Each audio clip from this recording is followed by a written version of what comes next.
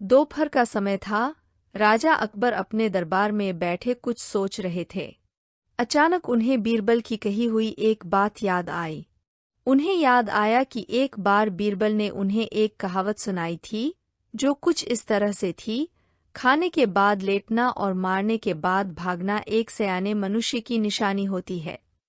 राजा सोचने लगे, अभी दोपहर का समय है, यकीनन बीरबल खाने के बाद सोने की तैयारी में होगा। चलो आज उसकी बात को गलत साबित किया जाए। यह सोचकर उन्होंने एक सेवक को आदेश दिया कि इसी वक्त बीरबल को दरबार में उपस्थित होने का संदेश दिया जाए। बीरबल अभी खाना खाकर बैठे ही थे कि सेवक राजा का आदेश लेकर बीरबल के पास पहुंचा। बीरबल आदेश के पीछे छिपे राजा की मंशा भली भांति समझ गए। उन्होंने सेवक से कहा, तुम थोड़ी देर रुको, मैं कपड़े बदलकर तुम्हारे साथ ही चलता हूँ। अंदर जाकर बीरबल ने अपने लिए एक तंग पजामा चुना। पजामा तंग था तो उसे पहनने के लिए उन्हें बिस्तर पर लेटना पड़ा। पजामे को पहनने का बहाना कर वे थोड़ी देर बिस्तर पर ही लेटे रहे और फिर सेवक के साथ दरबार की ओर चल दिए।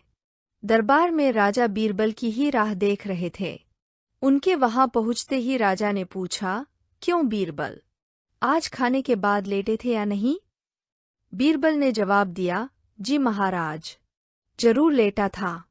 यह सुनकर राजा को बहुत गुस्सा आया।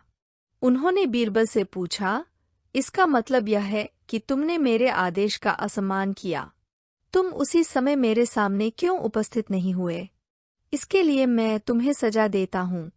बीरबल ने तुरंत जवाब दिया, महाराज, ये सच है कि मैं थोड़ी देर लेटा था, लेकिन मैंने आपके आदेश की अवहेलना नहीं की है।